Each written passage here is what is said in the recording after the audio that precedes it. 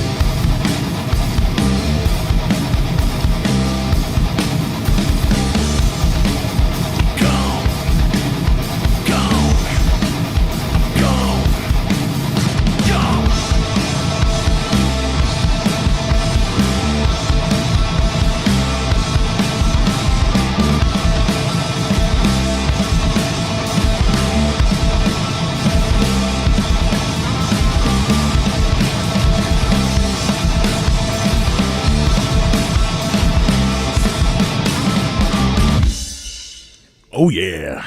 All right, so that's the new Demon Scar song. Yo, I am super proud of that song. It's like a metal punk emo fusion. I feel like it tackles all those genres. Meds Speaking of which, happy birthday, brother. It's his birthday tonight, my right-hand man. I hope you're enjoying your night and everything. He sent me the chords to that, and within, I'm going to say 10 minutes, I wrote all those lyrics to it. It was just really at the right time to write and just bleed out all that stuff. And at the time, when it came to recording, because we sat on that for about a year, those harmonies that you hear at the end, I was listening to a lot of White Lion. So if you know the song Tell Me by White Lion, you'll hear similarities in the woes, and I gotta tip my hat to Greg Gavitt at Center Stage Music, because vocally he pushed me to somewhere I didn't think I could get, and he was just like, dude, just go for it and see what happens. And that's me and him pushing me to my limits. And yeah, I'm really excited about that song. So it's available everywhere. Tonight at midnight, we're going to be premiering the lyrical video for it. It's a cool little AI video, so check that out. But yeah, same old show. All right, so welcome to another episode of Primal Scream. We have a cool guest coming up in a little bit. We're going to bring him out in a little bit, but before that, I want to get to it. Again, the Reaper came a knocking again, and this week we lost Norman Lear at 101 years old. If you just look at this guy's IMDb, you have to see this man was the executive producer on so many great things that spanned through years of entertainment in TV and cinema.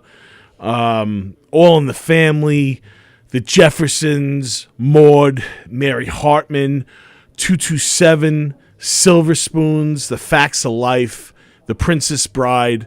Like, there's so many more that I'm leaving out. But yeah, he passed away. He led a long life. 101 years old, not bad. Sir, thank you for really, I think he single-handedly could have shaped television for all those that I just mentioned, like the 70s and the 80s into early 90s. You know, that's some heavy hitters that I just mentioned there. Some of the best television was because of this man. So thank you, Norman Lear. Rest in peace. So this week, it's going to be unprecedented. We are going to be nominating and inducting 4 people into the Fuck You Hall of Fame. And it's an unfortunate case that happened not too long ago. But the reason why tonight I'm going to be talking about it is because Gabby Petito's parents, now that's Gabby Petito in the picture there with Brian Scumbag Laundrie, who killed her, covered it up, and ended up killing himself. This was a case that rocked the world for a little bit, got our attention, showed she was a YouTube blogger, and they were on the road together on a road trip. Things went south. They even got pulled over by police where it was visible signs of her in distress, and they let them go.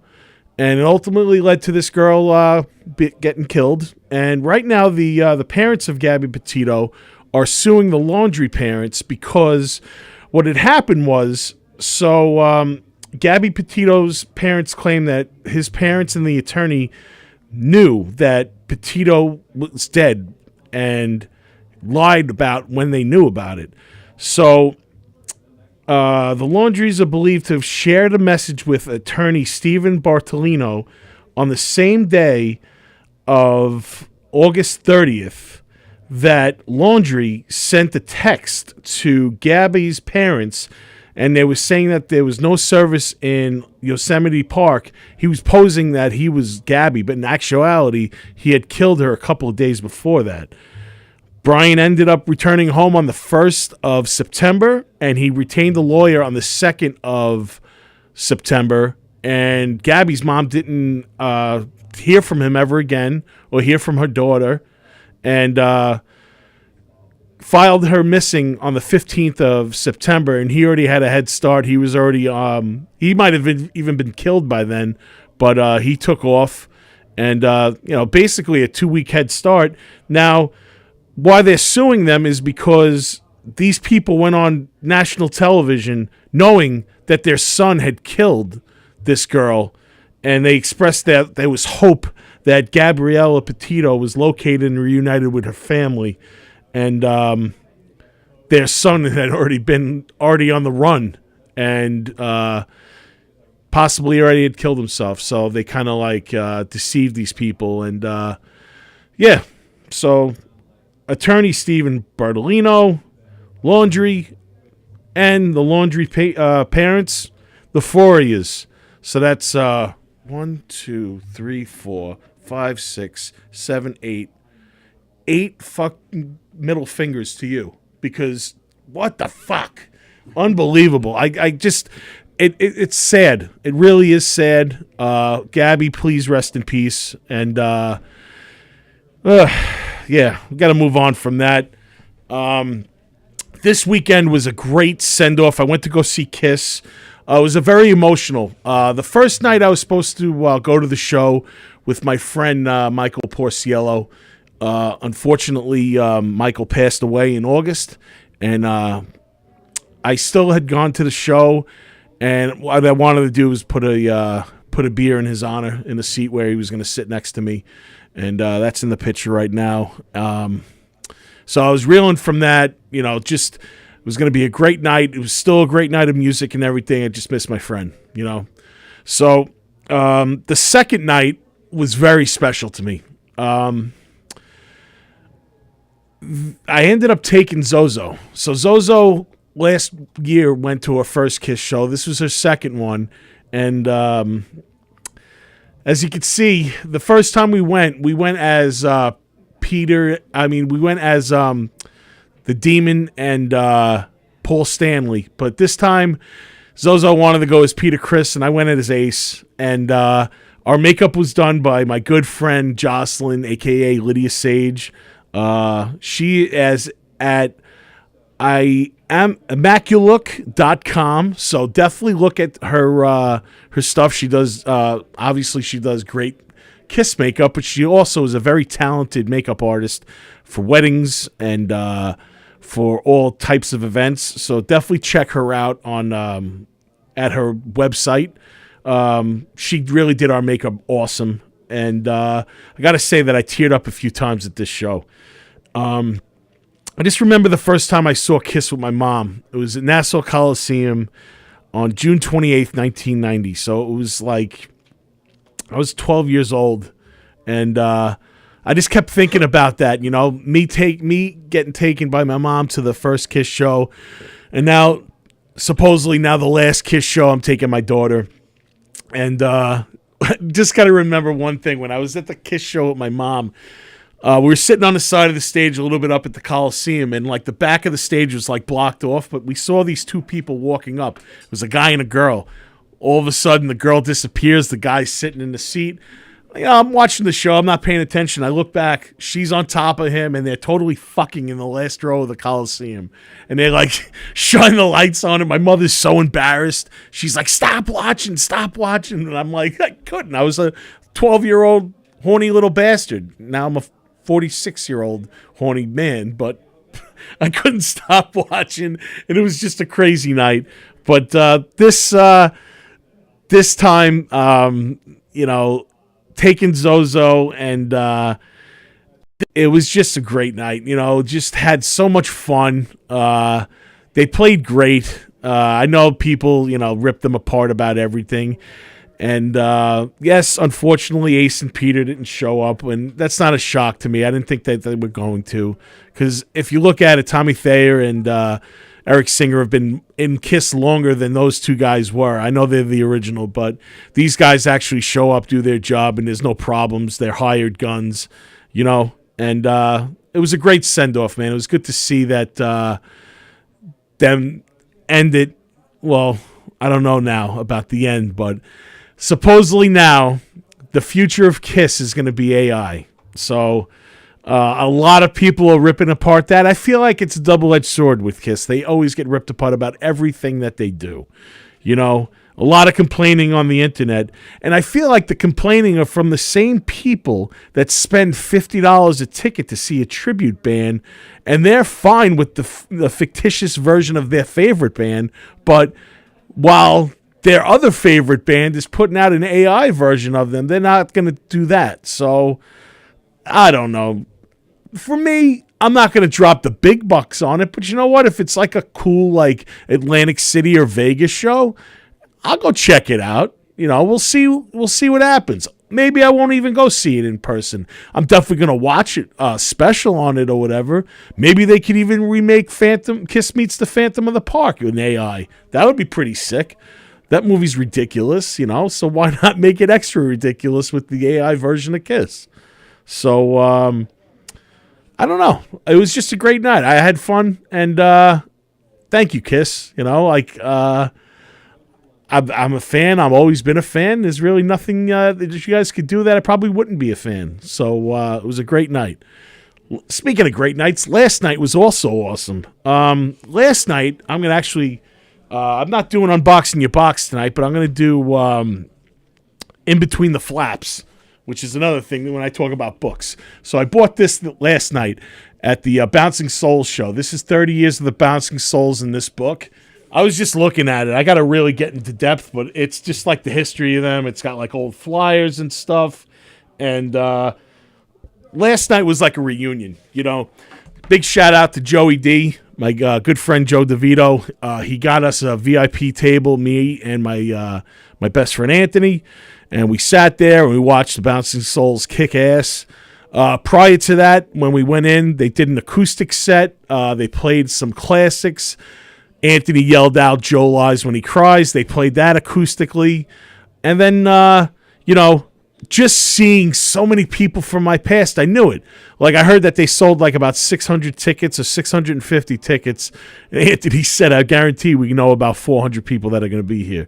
And literally, I saw like so many people from my past, people from high school, people from all points of my life that have been associated with this band, and it was a great night. They did an awesome set, some great music, laughs, and I couldn't ask for a better setup as far as like the VIP section. So that was pretty cool.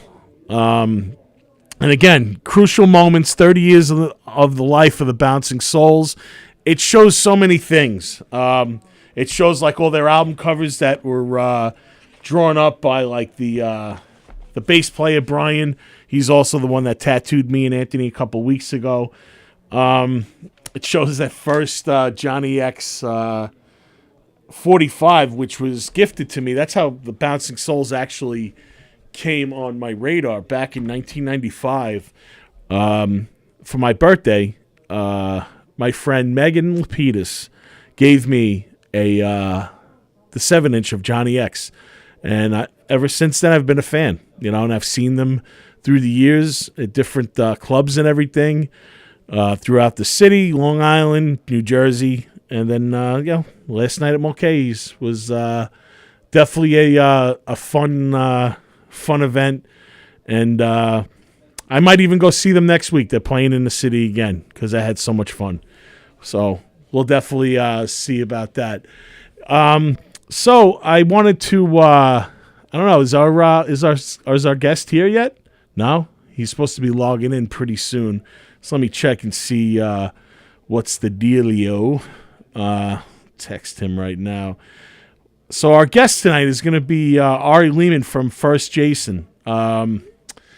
He is the first actor to play the role of Jason Voorhees in the Friday the 13th series. He's going to be calling in, and we're going to do a pretty cool interview. Me and him are going to link up again early next year in January. We're going to play another gig together with our bands and stuff, and it's going to be pretty awesome. So, just waiting for him to start the start the interview. He should be here any minute. So,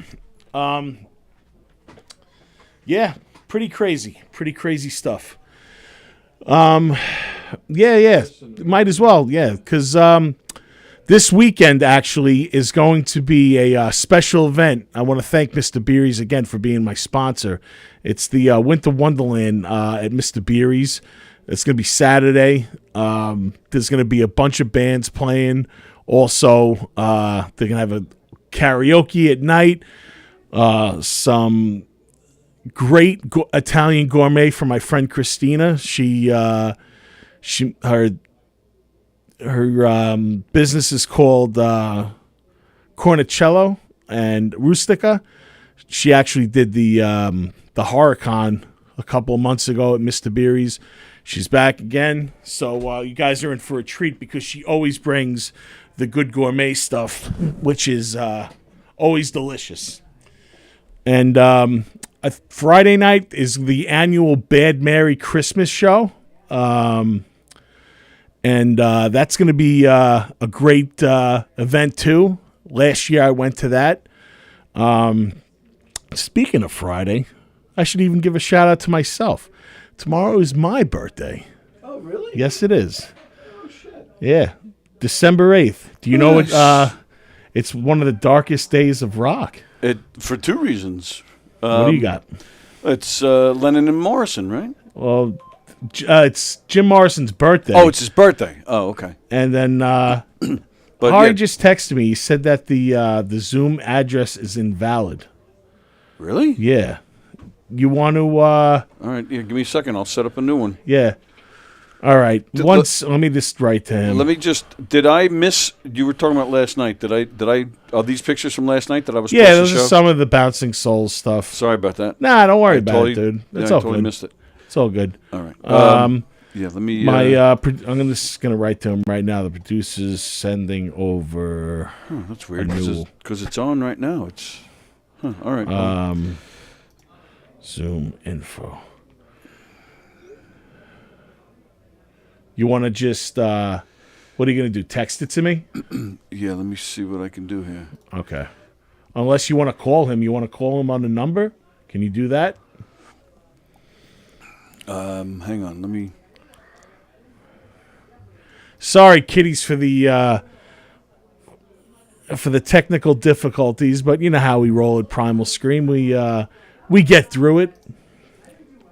We actually didn't almost get onto this show tonight because Tony almost took a serious header that could have damaged the poor man permanently. I was nervous. But we might have a bonus guest maybe in a little while. We right? might, yeah. Actually, Tom Green is actually in his house right now, and he's doing some stand-up. And me and Tony got to meet him a little while ago. So I just sent the Zoom link to you on Facebook. All right, so let me get that. Copy. No, shit.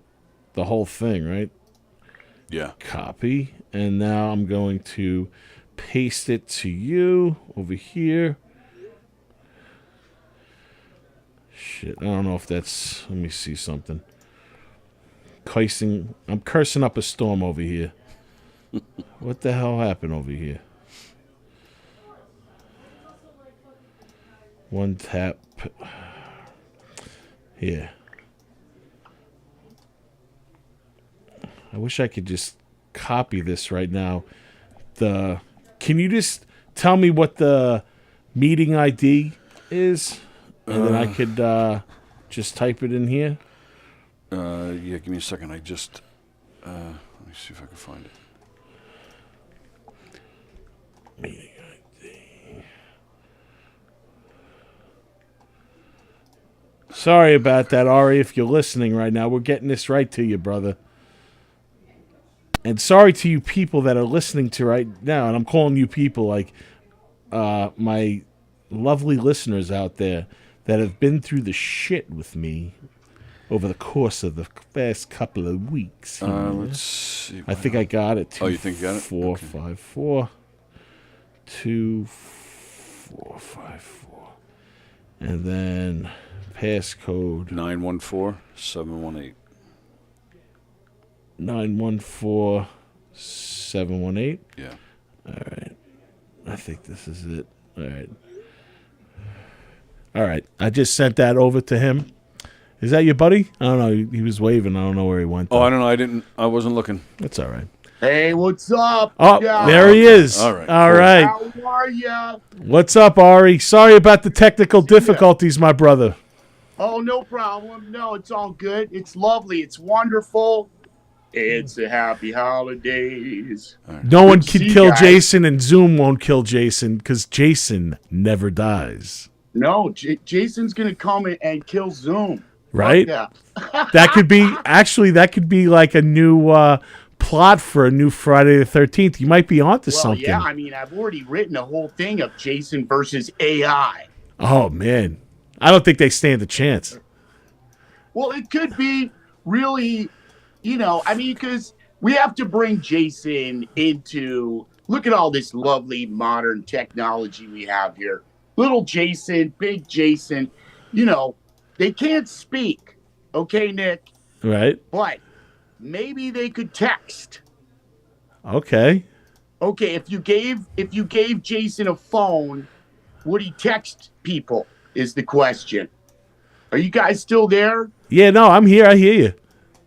I could just see blood red now. What's going on? we got you. I'm having all sorts of difficulties here, but bear with me. I think I got it figured out. Just keep going. On live yet? Yes, Yeah, we're on live. Yeah. Oh, good, because I'll keep telling jokes then. Do you see me now? Yeah. So you give Jason a phone, Okay. and then you'll be able to text people up there. That's He'll cool. be Camp Crystal Lake texting people. He'll be like, "I'm right behind you." LOL. Stuff like that. You know what, too? And it would be good with this generation because they live and they die by the phone. So, I mean, this Oh my is... God. They need Jason. Yeah, they would sympathize. What if the whole plot is like Jason's walking around in the woods and he finds a cell phone? Boom. He just starts playing around with it. Someone GPS's the phone. They start looking for it. It's just crazy things could happen. I think ultimately Jason has to face AI at one point. I had an idea Jason doesn't use weapons outside. I mean, pardon me. He doesn't use guns. He doesn't use, ammunition type weapons. Okay. And also he doesn't tend to drive vehicles. So I had an idea that there's this AI that anything that approaches it that has either a weapon, so it's going to detonate the ammunition inside the tank before it gets there. You know what I'm saying? Okay. So if a soldier has ammunition, it's going to blow him up. Also, if you're in a vehicle or an airplane or something, boom, it just blows up the engine, right? But see, Jason is the only super soldier who can get through and fight this AI by just, macheting it to death. So he's an ally. An army of Jasons, guys, an army of Jasons. That's the future. So he's an ally at this point. Yeah. Ah. Well, we've realized we have to harness his power. I mean, he's all about Mama. You know what I'm saying? Of course. So it all goes back to Mama. Speaking of which, for those of you just tuning in right now, I did introduce him, but he wasn't on screen at the point. This is Ari Lehman. He is in the rock band First Jason, and he's also the actor that portrayed Jason Voorhees in the original Friday 13th. So he is indeed the first Jason. Nick Graystone. Yes, sir. Yes, sir. Thank you, bro. You're welcome, dude. Thank you for coming on to Primal Man, Scream. you remember the first time we met at Lucky 13, bro? Yes. That was years ago, and we were rocking out Lucky 13, and we're going to be doing it again. Right. It's become like that's our stomping ground in New York City because we love Jeff and the gang there, all the bartenders and everybody. Sure. Yeah, it's a good time. Fun club. Yeah, there's the poster. We're really excited about that. But yeah, I the poster remember, looks awesome, man. When I heard Demon Scar for the first time. I'm Ari Lehman, rhymes with demon. So demons are important to me. And, Demon Scar is a demon star, man. You guys are awesome. Thank you, dude. I appreciate And that. I love that band. And how We you love kind you. of harness all these different eras of great punk and rock and roll. And it's got a great kind of New York vibe to it too. So I just love it, man. Thank you, dude. I appreciate that. So, you speaking of the New York vibe and the punk and all that. Now, growing up, what was Ari into? Like, what did you used to listen to growing up that made you want to be a musician? Oh man. Well, when I was really young, I got turned on to Jimi Hendrix.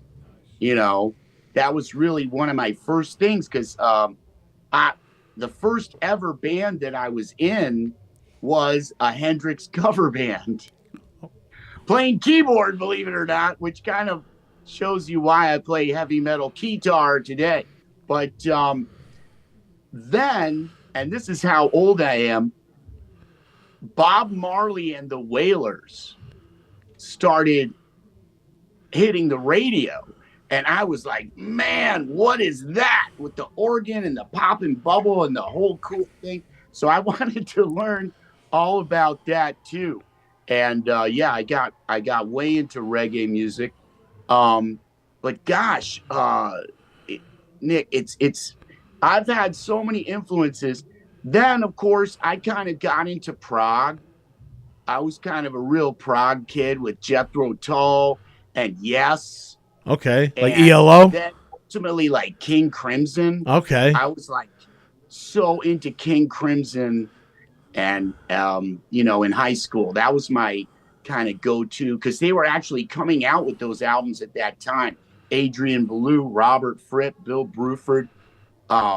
So yeah, I kind of got into that whole kind of musicianship trip, and proceeded to study jazz, as a matter of fact. So when I came to New York City, I was a jazz major at New York University, which meant that I could go downstairs for the price of a beer, Nick. I could sit there and go to Bradley's and listen to players like Hank Jones, Tommy Flanagan, McCoy Tyner, George Coleman, the sax player. I mean, I got to see some of the great jazz musicians while they were alive.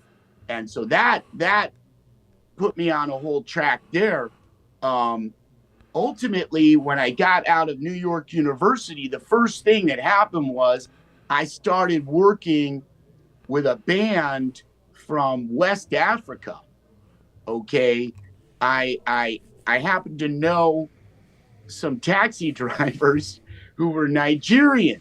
And one day they called me up. They said, Ari, my friend has come. You have to meet my friend, and he wants to audition you. So, long story short, I was hired by a band from Nigeria, West Africa called Majek Fashek and the Prisoners of Conscience. Whoa. And man, that was a wild ride because Little Steven produced the album for this band, and we worked for Jimmy Iovine and Interscope Records and Tough Gong Records, man. And this was your first thing? Yeah. Holy shit. I played at the Apollo Theater and got a standing ovation. Okay. Because why? Because they had this song called Mother. And that was like my audition. He said, play on this song, Moda. Moda. So I said, okay. It was in C minor. And any keyboardist out there will tell you, C minor, it's like E for a guitar player, Right. C minor. I could just burn on this thing, man. So they loved it, and crazy story, the Apollo Theater has a natural reverb. It has a natural delay. Oh, it's a great place to see shows. Oh, absolutely. Yeah. But that's the thing why they always say artists get a little bit thrown Nervous? off at first if you're not ready, because if you play a note, it bounces off the back wall and then comes back in like a natural delay. Right. It's very unique space. So I was ready for it. Somebody told me, So anyway, the singer, Majek, he goes, he points at me to start soloing this song, and I start soloing, I'm tearing it up, and I'm literally playing with the delay because I'm like, boop, bop, boop, ba bop, just using it natural delay. And there's like a balcony, but it's very close to the stage. Right. And the people, he goes, this is very funny. Majek goes, from Brooklyn, my Jewish brother. Irieites. They called me Irieites, like the Rastafarians. Instead of Ari, I swear, he goes, my Jewish brother from Brooklyn. And the whole crowd just stands up. It went off.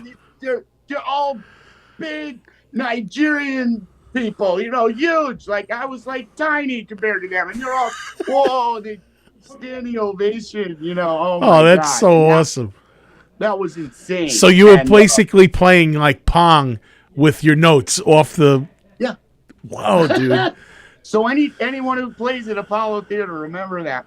But it was a fantastic night, and then we went on tour. I toured with that band for a few years. Yeah. And so I was always trying to learn different things, Nick. I tried to learn African music, Latin music, music from the Middle East, music from India, Chinese music, anything I could learn. So world music, West African music. Yeah. I got involved with, and so I had some great teachers. But then as things went on, okay, you see what happened was I was at the Meadowlands for an event. It was a Fangoria Chiller Theater. Okay. Fangoria Chiller Theater Con at like the Meadowlands. Oh, at the Meadowlands itself, or like the Meadowlands like hotel. No, at the big Meadowlands. Like the Brendan Byrne Arena. Yeah, Whoa. Man, and it was insane. And Kane Hodder was there. And Betsy Palmer was there, and Tom Savini was there, and I hadn't seen them in ages. This was like the first convention I did, Right. And so I'm there, and there's a good story about Betsy Palmer, who played Pamela Voorhees in Friday the 13th. What a lovely woman. There, and I had never met her before, Yeah. So there was thousands of people there. So they said, Ari, go in this room and just wait and get set, put your photos out and you get ready. And, and there's Betsy Palmer, across the tape, on the other wall. So I just walked up. This tells you a lot about her. I walked up to Betsy and I just went, Mama, like this, And without hesitation, she just hugged you, right? She just took me in her arms. Yeah. But then she put her hands on my shoulders and said, now who the fuck are you? And I told her, and we became really good friends. So she helped me a lot. So at that show, it kind of dawned on me, maybe I should move towards punk and reggae. Punk and metal. Yeah. Because, I was doing reggae world music, and that's not really, the horror fans were there, and they literally, some of them got my CD the first day, and they came back the second day and said, yeah, well, that's a great reggae album. I don't really usually listen to reggae, but that was pretty cool. So punk and metal usually go hand in hand with horror, as you know. So I said to myself, every punk loves horror, every metalhead loves horror. Yeah. Not every horror fan loves metal and punk, but vice versa, forget it. They all So what happened was, now I said, I'm going to have to kind of rethink this whole thing. How do I put together this idea? First, Jason.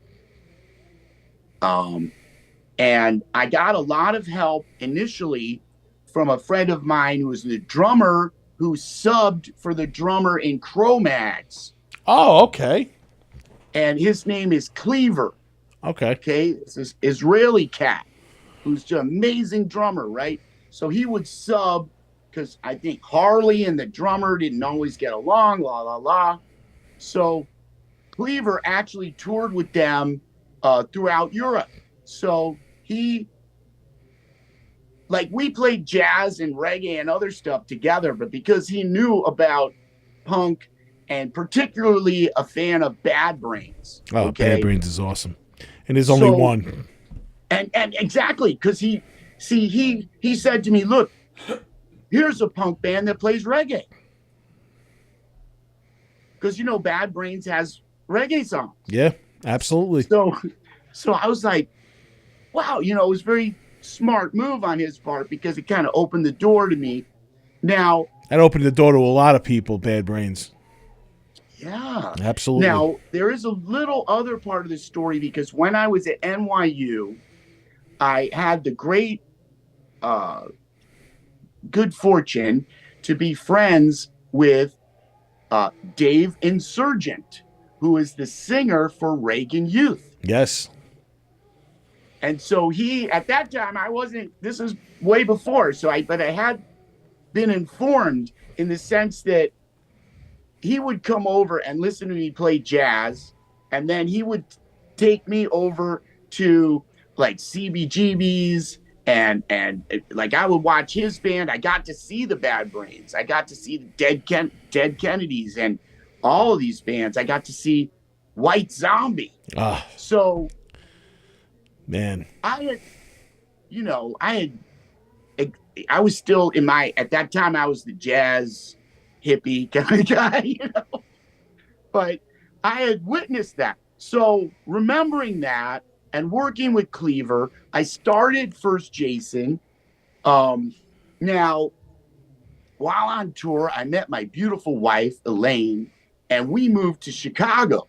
And in Chicago now, I got to meet because, there's this band Macabre.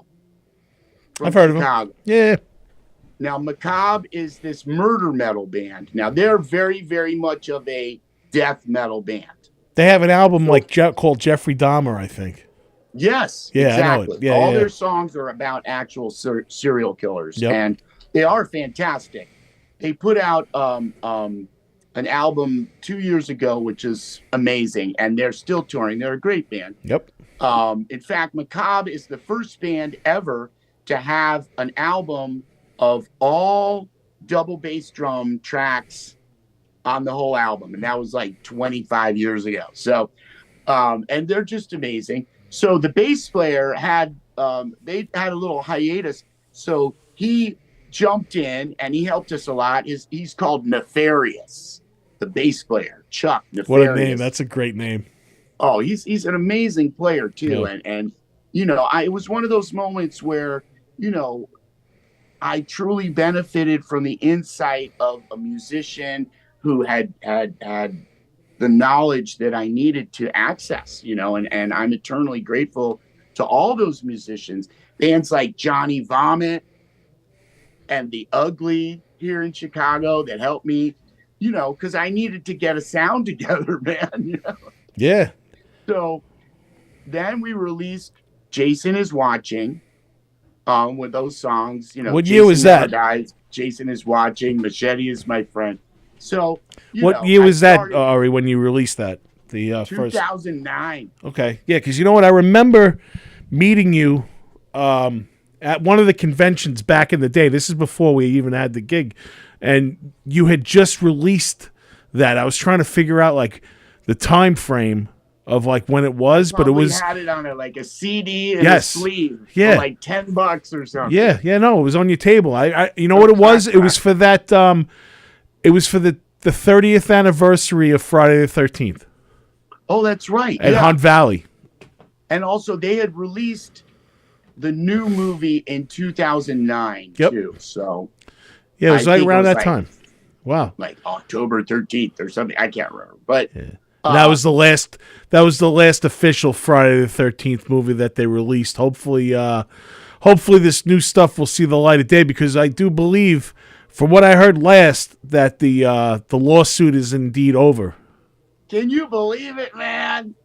I can't believe that it went that long, and like the fans are the ones that really suffered from it, and these guys, they sued each other for all this time and like countersuing and like getting it thrown out of court, and think about all the millions of dollars that could have been made in the process. That's 14 years of hold up. Well, they still made money on merchandising no matter what. Yeah, no, of course. But the thing is, okay, I have some insights on this because I got to work with Sean Cunningham in Germany about, what is that, like 2 months ago? Okay. And, Sean, he's a very interesting person.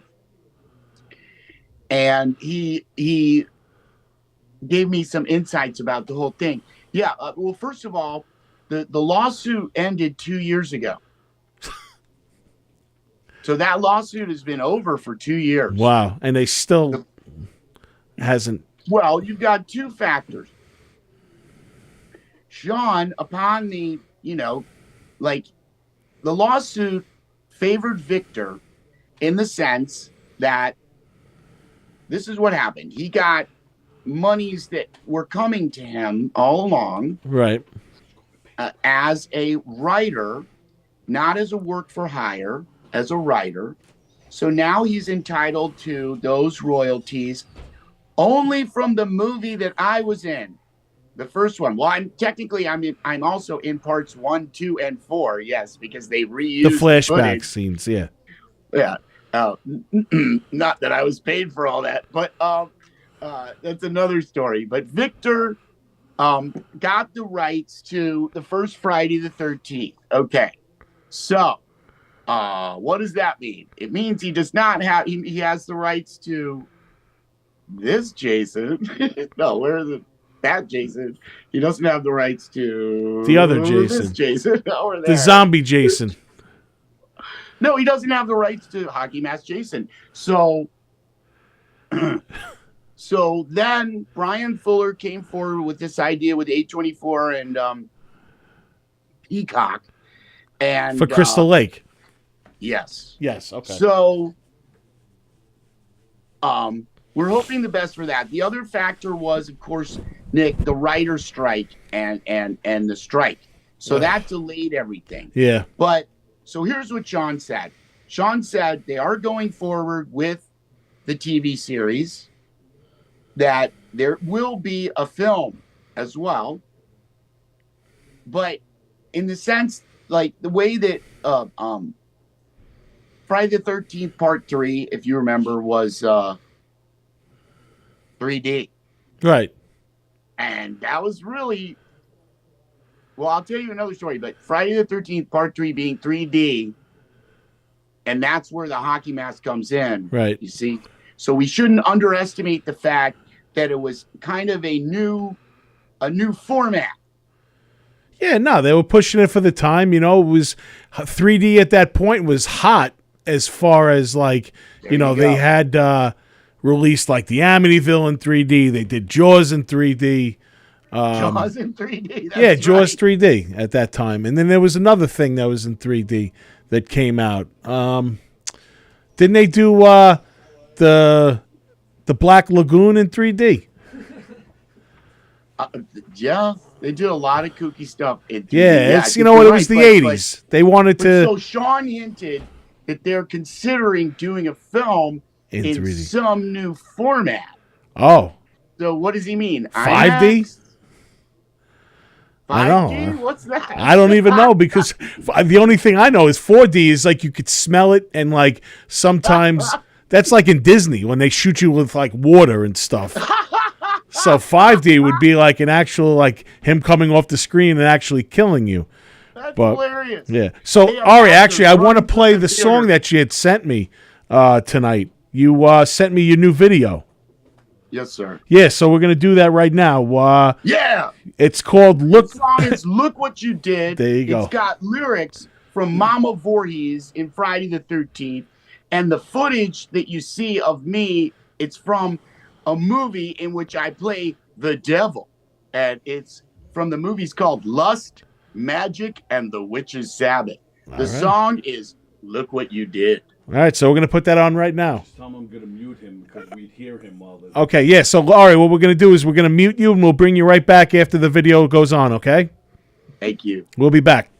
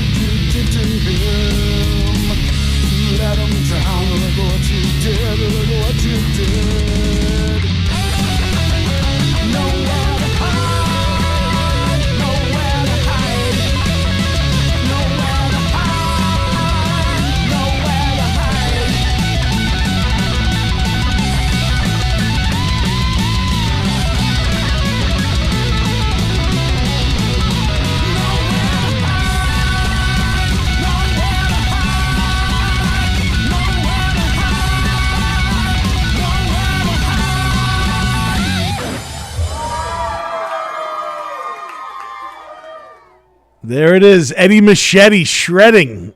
Love it. He's got to unmute himself. Oh, Yeah. wait, he has to unmute himself, or you have to? Yeah, I got it. Oh, okay, It's cool. here. All right.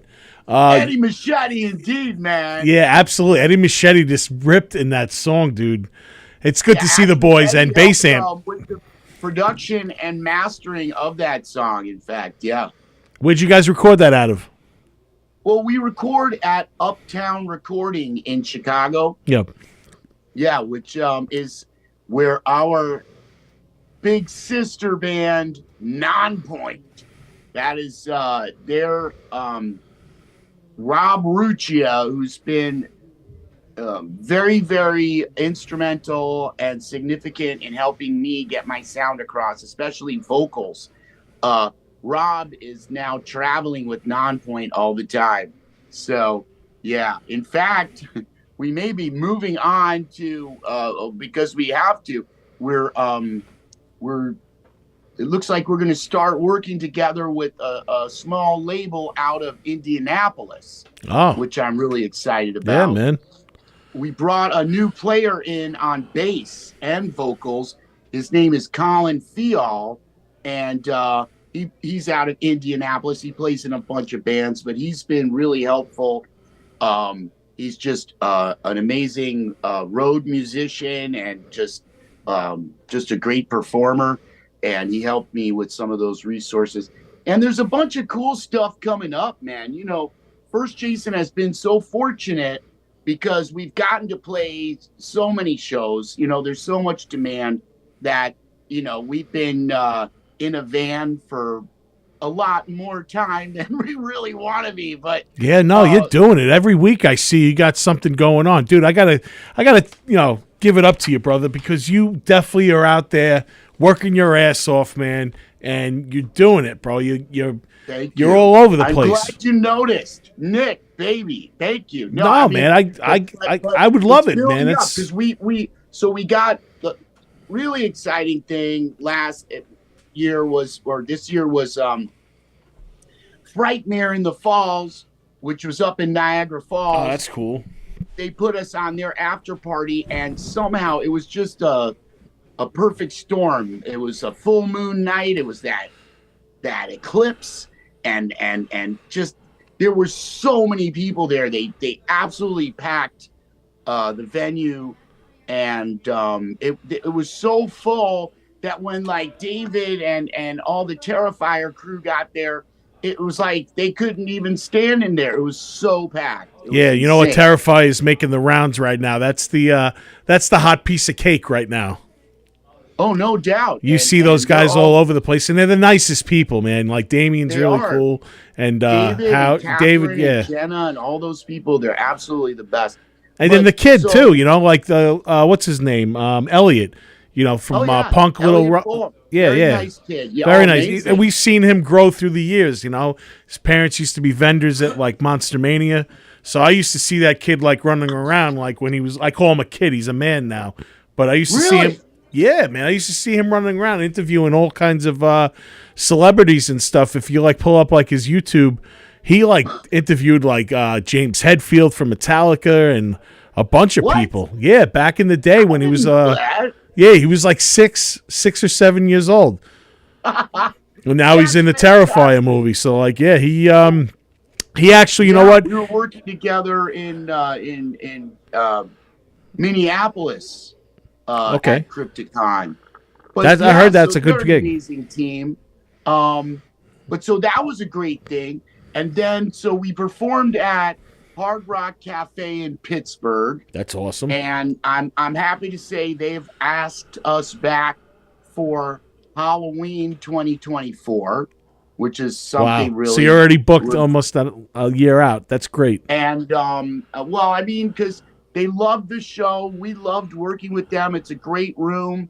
You know, it's Tom Savini town, so there's a lot of Friday the 13th vibe there. Sure. And it's just for any musicians, that Hard Rock Cafe in Pittsburgh, it's a great room with great sound, and it's got Stevie Wonder's guitar right there on the stage. Wow. So another exciting thing is, and I can't be too specific about this yet, but I think you're going to love this because this is near you. First Jason and I are going to be appearing at the Blairstown Diner. Oh, okay. Yeah, dude. At the Blairstown Diner. They just did a thing with Spirit Halloween. They're going to be doing it again. I do know the date. You probably could guess it, but I'll leave that up in the air for a minute. But it is confirmed. All right. And this is probably the first time the world has heard about it. First Jason will be appearing at the Blairstown Diner in Blairstown, New Jersey. So, kids, though, if you're trying to figure out what that Blairstown Diner is, the Blairstown Diner was in the original Friday 13th. Steve Christie, the owner of Camp Crystal Lake, stops there before his ultimate demise. He does stop there in a rainstorm, and it's just become part of the lore. If you go to Blairstown, where they filmed the original Friday the 13th, not too far from there, in what is that, Hope, New Jersey? It's in Hardwick, New Jersey, Hardwick, where Camp Nobi Bosco is. Yeah, I just actually visited Nobi Bosco over the summer for the first time. I haven't been there ever, but I took You got a ticket. Yeah, I took Zozo to it, and it was a big reunion. Obviously, we missed you. I don't think they should really put on reunions without you being there, because you are a focal point there. So they invited me though. No, they invited me. We had been previously booked. Yeah, that's what I'm saying, because you constantly. That's even like when we try to like work stuff out. Like you have like a very small window of opportunity, because you constantly have like things going on. So that's good, man. You're busy. Man. I'm very, very happy about it. Very pleased with the way things are going. I mean, there is such a community out there of horror rock bands that I've even thought, there's horror cons, but what about a horror rock band con? So I'm working with a promoter out here in Illinois, and we're doing a thing called Killing It Illinois. Okay. I don't know. Maybe Demon Scar wants to come out and play. I would. That's you know what? Gonna be in June. In June? We're gonna. Yeah, in June. I mean, you're more than invited. Thank you, dude. I appreciate that. It's gonna be. They have a venue with a hotel kind of thing, so they're gonna do a little weekend. But it's small. We're going to start small, and we do have plans to work within, because I did that song "Killing It." I was just about to ask you about that. With Tim, bring in the people who did that song with me. So we're looking to bring in the great Tim Capello on saxophone, who's on that song too, and Twisted, who are our dear friends. If we can get them on that date, that'd be awesome. And we're in talks, and then Courtney Gaines is on there too, right? Well, Courtney Gaines has a band, and he has Courtney Gaines Band, and we actually played together on the 13th of October at this very chaotic metal festival in North Carolina. But his band is really good. People should check it out. It's not metal or punk. It's more it's like very bluesy rock. Okay. And it's damn good. And he's got a real nice kind of Tom Petty kind of vibe about That's cool. It. It's good music. Yeah. So you see what we're doing. We're just having fun, and it means so much to me how the character Jason has really become like part of American mythology, and is just reaching so many people, even little kids nowadays, Yeah. And I've seen you interact, even with my daughter, like I know we're friends, but even like, I told her tonight, because she goes to bed before the podcast, but she's excited to tune in and see you, because how's she doing? How's Zoe doing? She's great, man. She tomorrow I'm gonna pick her up from school, and I have her for the weekend, and she's I saw her in that Kiss makeup. Yeah. I took her to go see Kiss, man. Yeah, she looked real cool, man. Yeah, it was a great time. I was just talking about that before I brought you out, man. It was a very emotional thing, because my mom took me to go see Kiss for my first time back in the day, and now it's like passing the torch down and bringing a little Zozo to it. So it was a great time. That just goes to show you. I mean, that's a real legacy of rock and roll there. I mean, and when you think about what we're all trying to do, I think, is to create a music scene that's connected with all of this. And when you look at something like that, it spans the generations. I think that against all odds, defying everything and against all the trends and everything, rock and roll just never dies. It's gonna persevere forever, Yeah, hell yeah. There's people that talk negatively about Kiss, but hey, man, you know what? For a band that started 50 years ago and just sold out 2 shows at the Garden and played there, they said it was their 49th time playing at Madison Square Garden. You can't talk shit about anything that they've done. No way. No. They're still on the road. They're touring. They're actually touring. 75 years old. In that costume. Dude, right. Hoping, please. So they invented this shit. There's people that is...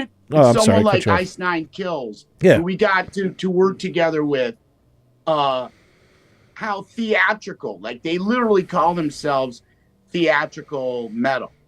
They're doing it crazy. They're opening up for Metallica now. It's insane, and they are amazing. But all I'm trying to say is that type of theatrical metal was definitely pioneered by Kiss, Alice Cooper, all of those artists. I think they saw they had the imagination. Sure. And they were playful. You see what I'm saying? Yeah. They allow themselves to play with something and to have fun with something, and then it just catches on. It's amazing. Ozzy Osbourne, you look at his last record, just absolutely incredible. It's powerful legacy. And I think to address my own position, as much as I love having played Little Jason, how important that is to me. The guitar thing now, Nick, I'm just doing more shredding on the guitar. And what I found is people love that. I just lean out in front and just shred. And I don't know. It's like a whole new vibe, Once upon a time, people weren't as open to hearing that instrumental stuff, that virtuoso stuff, Yeah. But they're eating it up now, baby, and that's where I'm going. I want to even start doing like guitar tutorials, and I'm going to start doing like riff of the day, and get up and do stuff like that, because I think that's my really best mode of communication. Plus, we've got plus you're talented, got a man. best of compilation coming out. That's a 7-year retrospective. That's going to be called Killing It. I just got the artwork for that today. It's beyond belief. And then we're going on to do a new album. I've already got 3 new songs for the new album, including one called Master Slasher. So you're always working, bro, and I appreciate that, man. And I appreciate you, and I thank you for coming on here and spending some time with me. And did you ever notice that your name is very similar to the character who played Robin? Wasn't it Dick Grayson? Yeah, Dick Grayson. And you're Nick Graystone. Nick Graystone. Did that ever occur to you? No, not really. But now that you mention it, I got to add that to my arsenal. I usually get like Greystoke, like Tarzan or Castle Grayskull. I know one thing.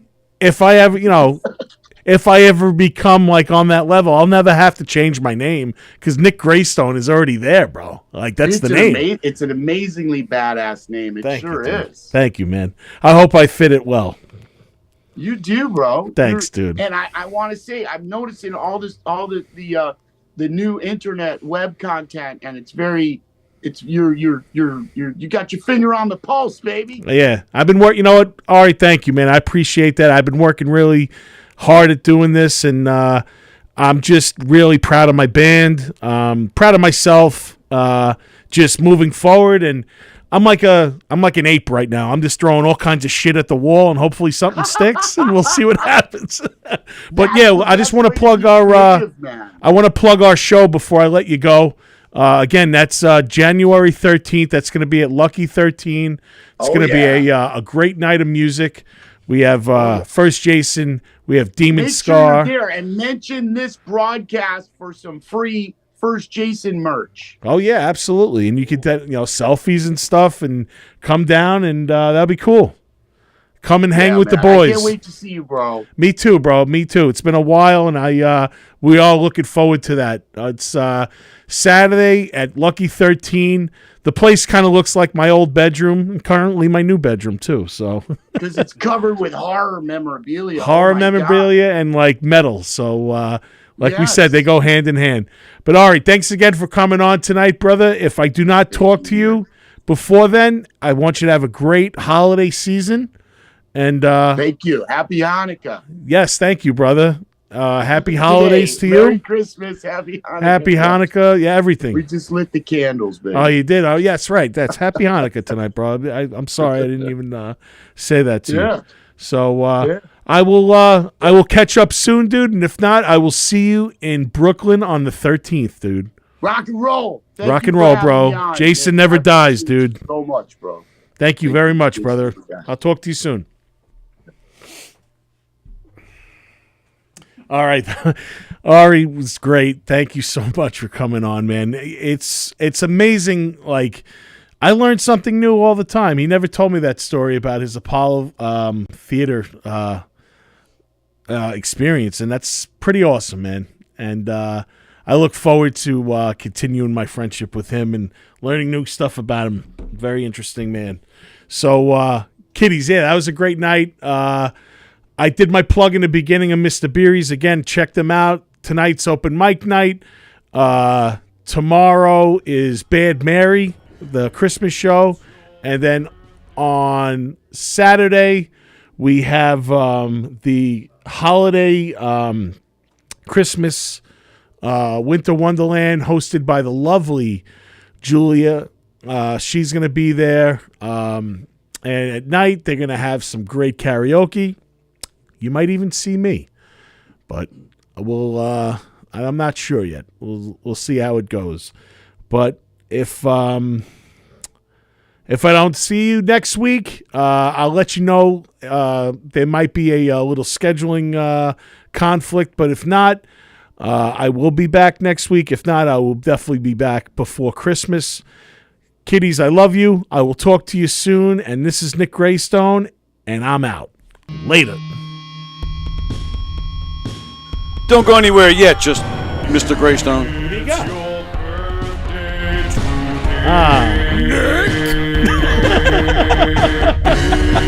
It's your birthday today.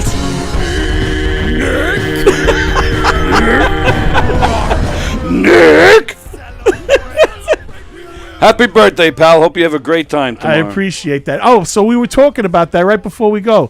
Tomorrow is my birthday, and it is one of the darkest days in rock history. Yeah. So we have the birth of Jim Morrison. We have the death of John Lennon. Oh, the death of, isn't it Bonham, right? Doesn't Bonham die? Dimebag Darrell from Pantera. Oh, I knew it was somebody. Somebody and else then died. Nick Razzle Dingle from Hanoi Rocks was killed by Vince Neil on my birthday in December 8th, 1984. Killed by Vince Neil? Yeah. What do you mean? Vehicular manslaughter. Oh, right. I forgot all about that. Yeah, yes, I so know it's a very dark day. Wow. And then the birth of the Antichrist. Thank you for calculating my birth, mommy and daddy. Well, yeah. Now we have something. We can make it good. We make it a good day because it's your birthday. So Yeah, absolutely. Something has to be good. It's the Immaculate Conception, also. So for all you enthusiasts out there, so you have the Antichrist, and then you have me, and then you have the Immaculate Conception, and I fall somewhere in there. Kiddies, again, I already signed out, but I might as well do it again. I'm Nick Graystone, and you're not. Later.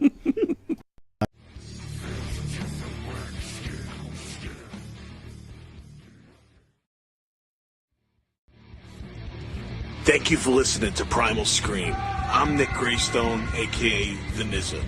Each week, Primal Scream is produced by Tony Walker and executive produced by Demon Scar. Always remember, nobody writes your story but you. Later.